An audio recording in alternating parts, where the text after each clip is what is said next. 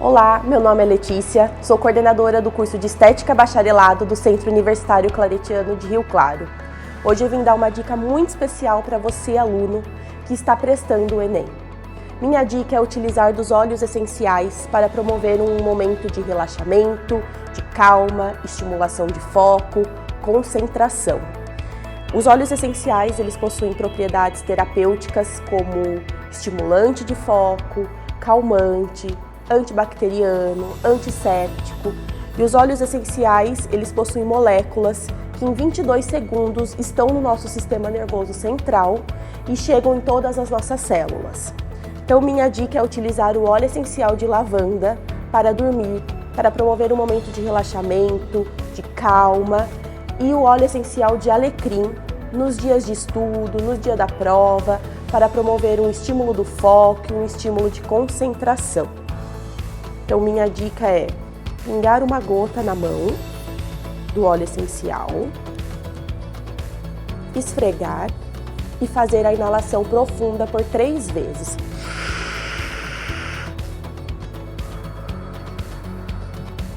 Isso vai promover um momento de relaxamento para dormir ou um momento de estímulo de foco para estudar.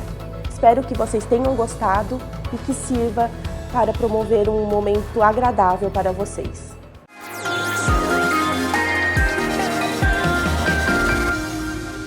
Olá galera! Bom, tem bastante conteúdo para estudar, né? Mas não se preocupe, nossos professores vão te ajudar a assimilar e a entender tudo. Por isso, estamos chegando com mais um Play no Enem e hoje o tema da aula Semana de Arte Moderna com o professor Flávio dos Santos. Uma boa aula para você!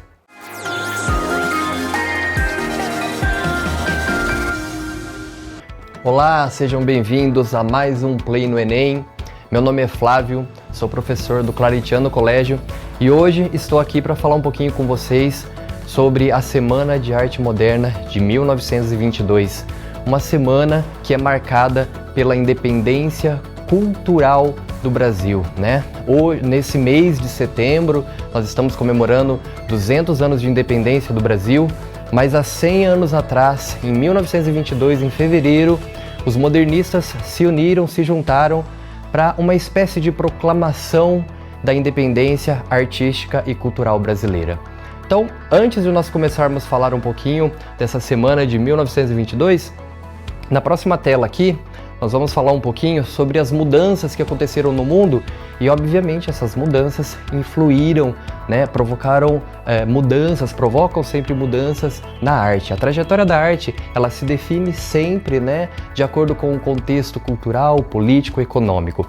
Então, o mundo, no início do século XX, quando aconteceu a Semana de Arte Moderna, em 1922, na Europa, muitos acontecimentos se passavam. As transformações e instabilidades, nós temos a imagem aqui da Primeira Guerra, a Primeira Grande Guerra, né, uma tragédia mundial acontecendo, mudanças na relação espaço e tempo, né, o avião, né, que já havia surgido, as locomotivas que mudam essa noção de distância, de espaço, de tempo que nós tínhamos até então, o uso dos veículos automotores. Então, uma nova maneira de se comportar do ser humano, uma nova maneira de agir, né?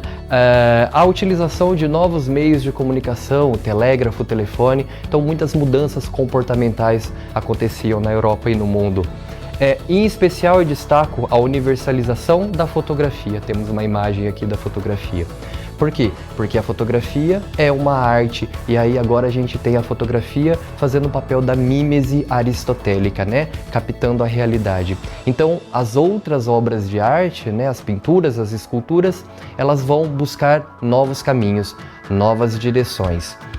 Uma outra mudança que ocorreu naquele momento, né?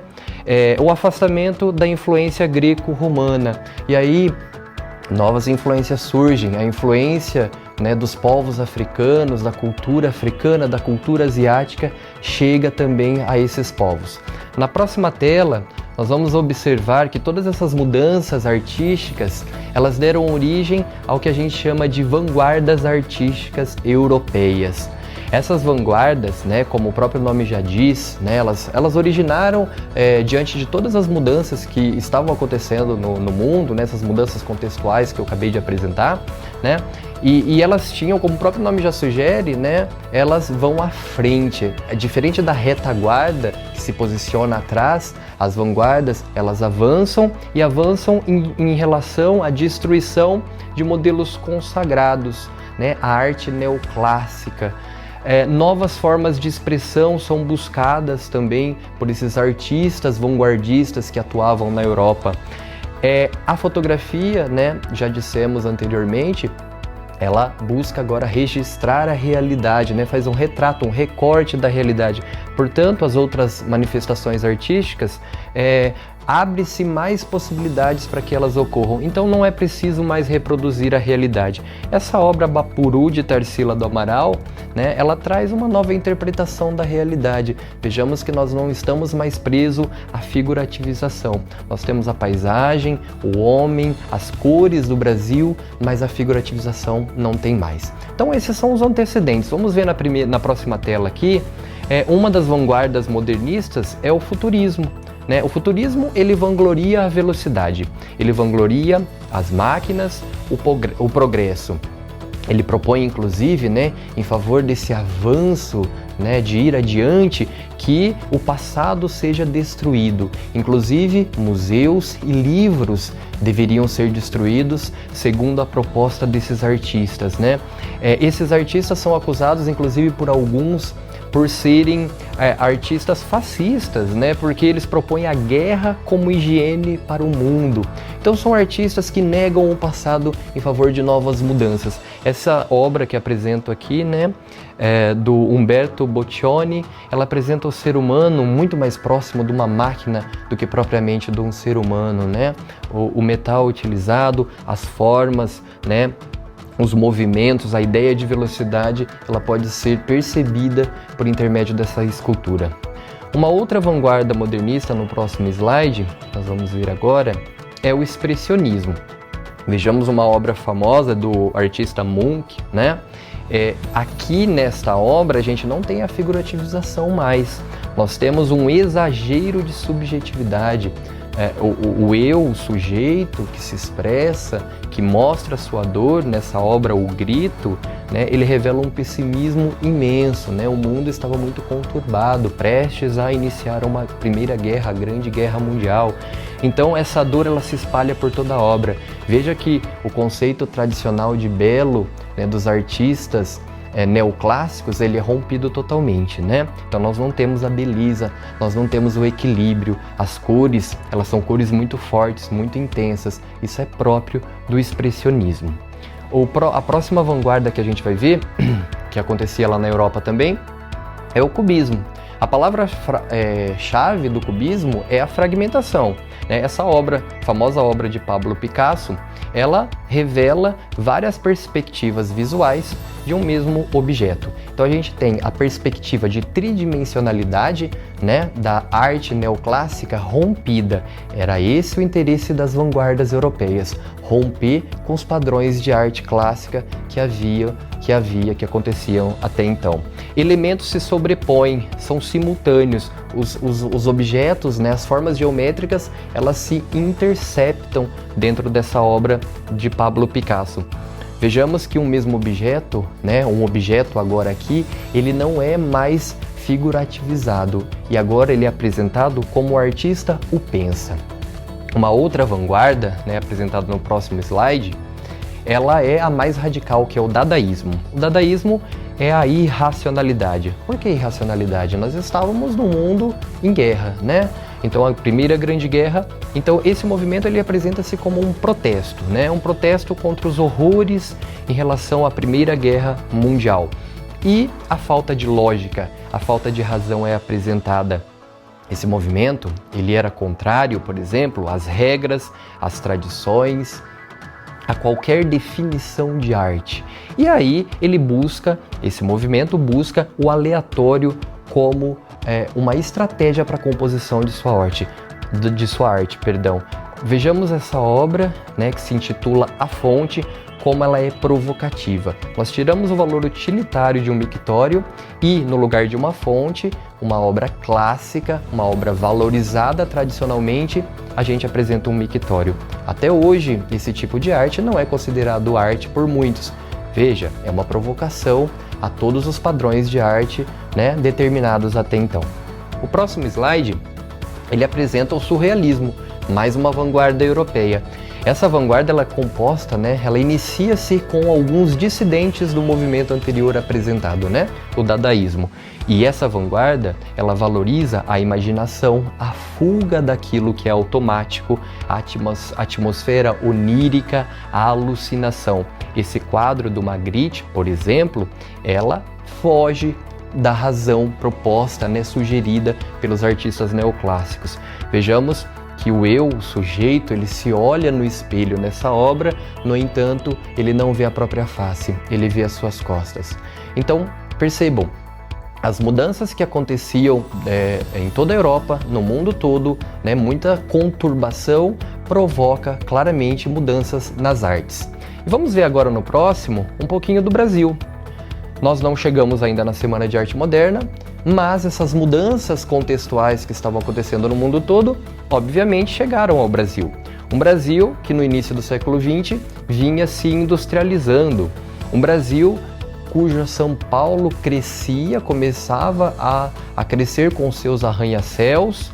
O café, essa obra aqui embaixo da tela, de Cândido Portinari, representa muito bem a economia cafeeira, iniciando-se aqui no estado de São Paulo e movimentando muitas etnias que aqui chegaram. Nós tínhamos a Primeira Guerra, que fazia com que as pessoas se deslocavam para cá, nós já tínhamos os indígenas, chegam os europeus, mais europeus ainda, chegam os asiáticos, os povos africanos que aqui vinham, e aí nós começamos a constituir uma pluralidade étnica brasileira, pluralidade de línguas, pluralidade de costumes, de comportamentos, e tudo isso vai moldando aquilo que é o povo brasileiro.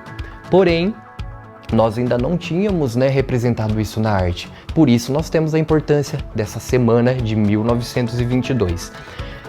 Antes da semana, no entanto, influenciado obviamente por essas mudanças contextuais que estavam acontecendo no nosso país, no início do século XX, nós tivemos algumas manifestações artísticas. Lazar Segal se apresentando com seus quadros, com suas pinturas, as caricaturas de Di Cavalcanti, trazendo essa brasilidade, abordando tudo isso, os versos livres de Manuel Bandeira, os versos provocativos de Mário de Andrade, que tratavam da primeira Grande Guerra, e se indignavam em relação a essa primeira Grande Guerra. E, em especial, uma exposição de Anita Malfatti, em 1917. Essa exposição, obviamente influenciada pelos estudos que ela vinha fazendo em relação ao expressionismo, aquela vanguarda artística alemã, ela provoca muita polêmica. E aí, um grande artista chamado Monteiro Lobato, um artista renomado da época, que todos devem conhecer, obviamente, faz uma crítica, publica esse texto intitulado Paranoia ou Mistificação. Esse texto, que eu vou ler agora para vocês, provoca uma polêmica muito grande e acaba unindo os modernistas em favor da defesa dessa artista. Então vamos ver o texto aqui, eu vou ler e aí a gente faz a discussão. Essa artista possui um talento vigoroso, fora do comum. Como a sua autora é independente, como é original, como é inventiva, em que alto grau possui um sem número de qualidades inatas e adquiridas das mais fecundas para construir uma sólida individualidade artística. Entretanto, seduzida pelas teorias do que ela chama arte moderna, penetrou nos domínios do impressionismo discutibilíssimo e põe todo o seu talento a serviço de uma nova espécie de caricatura. Veja como Monteiro Lobato estrategicamente elogia Anita Malfatti, elogia as qualidades inatas dessa artista, no entanto, a critica, dizendo que ela está seduzida pela arte moderna, o que se chama de arte moderna, e aí ele debocha da artista, dizendo que ela faz uma espécie de caricatura. Então esse esse texto, né, e essas críticas, elas funcionam mais ou menos como uma espécie de estopim para a semana de 22, que nós vamos começar a falar agora sim no próximo slide. Então aqui nós temos a nossa Semana de Arte Moderna, né? Os 3 cartazes, né? A divulgação, o Teatro Municipal, um lugar de apresentação de obras clássicas, obras tradicionais. O primeiro dia da semana, apresentações musicais de Vila Lobos, exposições de quadros, esculturas, em especial os textos provocativos de Oswald de Andrade. Lembrando que nessa Semana de Arte Moderna, Oswald de Andrade, Di Cavalcanti, Anita Malfatti, Mário de Andrade, dentre outros artistas, vários artistas participaram. Mas nesse primeiro dia, né, lá no Teatro Municipal, Oswald de Andrade leu alguns textos, né, fez declamações provocativas em relação às artes tradicionais, às artes clássicas, e foi muito vaiado. Alguns dizem que as vaias eram combinações. Veja, o Oswald de Andrade, ele era um modernista vanguardista, né? Ele queria estar à frente, ele queria realmente essas vaias. Se foram combinadas essas vaias ou não, não sabemos ao certo, né? Mas há essa especulação. O segundo dia é o que mais chama atenção. Várias apresentações novamente, em especial esse texto, Os Sapos, enviado pelo Manuel Bandeira, que, no entanto, não participou dessa semana, mas fez uma crítica muito dura aos parnasianos, os artistas mais valorizados da época. Então vamos ler essa comparação que o Bandeira, um trecho nesse poema, que faz uma comparação dos artistas parnasianos aos sapos. Enfunando os papos, saem da penumbra, aos pulos os sapos, a luz os deslumbra. O sapo tanoeiro, parnasiano aguado, diz: meu cancioneiro é bem martelado, vede como primo em comer os hiatos. Que arte! E nunca rimos termos cognatos. Veja como é provocativo, não soa nada bem, né? Ele começa chamando os parnasianos de sapos, e aí ele imita os parnasianos, né, declamando seus poemas, que dizem, e segundo o Manuel Bandeira, não dizem absolutamente nada, porque a arte parnasiana era arte pela arte, a valorização da rima, a valorização da métrica em detrimento do conteúdo. Não abordava o Brasil como os modernistas queriam. O último dia, um pouco mais tranquilo, com apresentações de Vila Lobos. Então essa é a Semana de Arte Moderna, né? Os 3 dias aí, que na verdade não foi uma semana inteira, né? Foram esses 3 dias. E nós vamos agora passar no próximo slide a entender um pouquinho quais eram as propostas, quais foram os legados dessa semana, né? Quer dizer, o que ficou pra gente como povo brasileiro que precisava proclamar a sua independência artística e cultural. Primeiramente, lembrar que em 22, né, ocorreu lá no Teatro Municipal, como nós vimos, um festival multicultural. É música, literatura, pintura, escultura, entre outras obras. Depois, lembrarmos que era a revisão dos padrões artísticos que esses artistas pretendiam. Eles diziam que precisavam acertar o ponteiro da arte. Era preciso independência cultural, era preciso que nós nos desligássemos de outras influências e parássemos de imitar, né, outros países, principalmente a Europa, né, esse continente, né, em que a gente sempre se inspirou, né, e nos desligarmos dele. Essas obras que eu trouxe para a gente falar um pouquinho dessa independência cultural, elas não ocorreram na semana de 22, mas elas são frutos, né, essas obras são frutos dessas ideias. A obra de Cândido Portinari, por exemplo, esse quadro, né, Descobrimento do Brasil, veja que são os indígenas que estão curiosos, né? Percebam que são eles que falam das naus portuguesas, né? São eles que apresentam curiosidade, né? As cartas de Caminha já são os portugueses que falam das coisas curiosas em relação aos indígenas. Esse poema também do Oswald de Andrade, que veio depois da Semana de Arte Moderna, ele enfatiza também, né, essa mudança de perspectiva em relação a como o indígena vê, né, o português. Vamos ler aí o erro de português. Erro de português. Quando o português chegou, debaixo de uma bruta chuva, vestiu o índio. Que pena! Fosse uma manhã de sol, o índio tinha despido o português. Veja a ironia de Oswald de Andrade apresentada, né? Dizendo que quando o português chegou, foi ele que vestiu o índio. Ele diz que pena, né? Ele foi extremamente irônico ao apresentar esse que pena. Por quê? Porque o indígena, ele é vestido com os costumes, com a cultura europeia.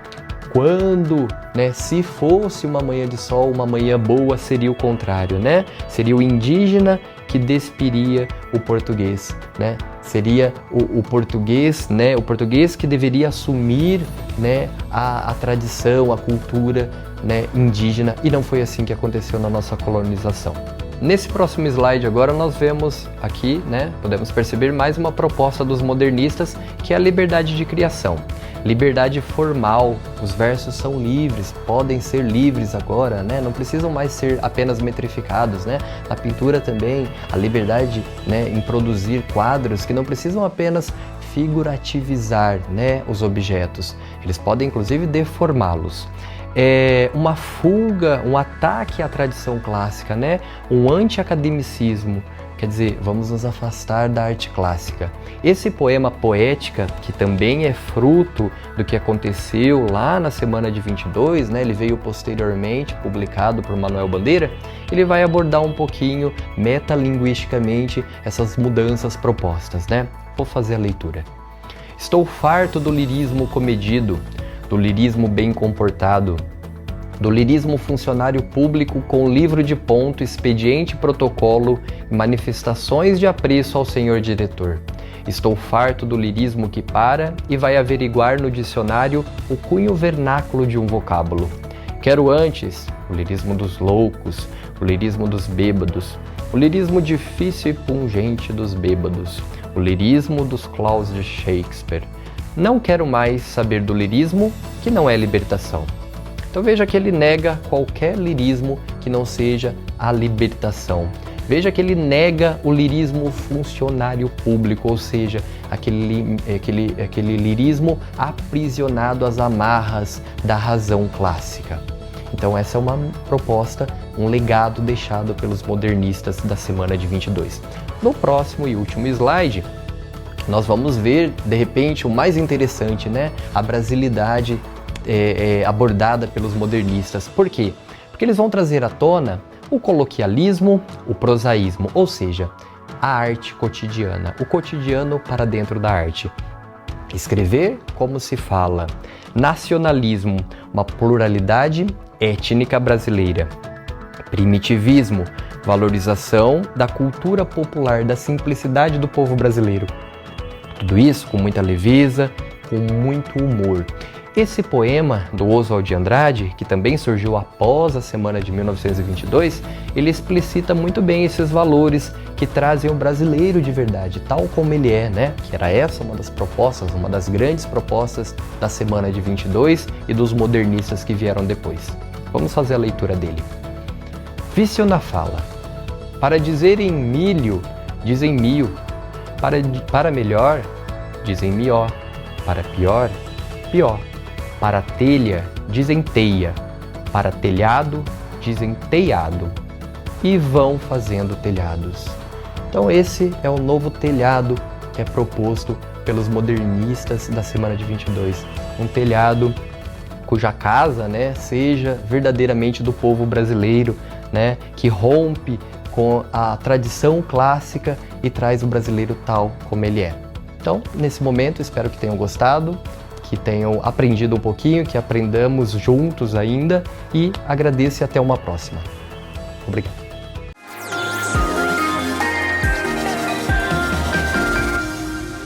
E aí, tudo indo bem nos estudos? Claro que sim, né? Bom, esse foi mais um Play no Enem e antes de encerrar, mais uma dica para vocês. É legal fazer as provas anteriores e resumo das matérias, assim você se familiariza melhor com o conteúdo. Bom, por hoje é isso e bons estudos. Até mais!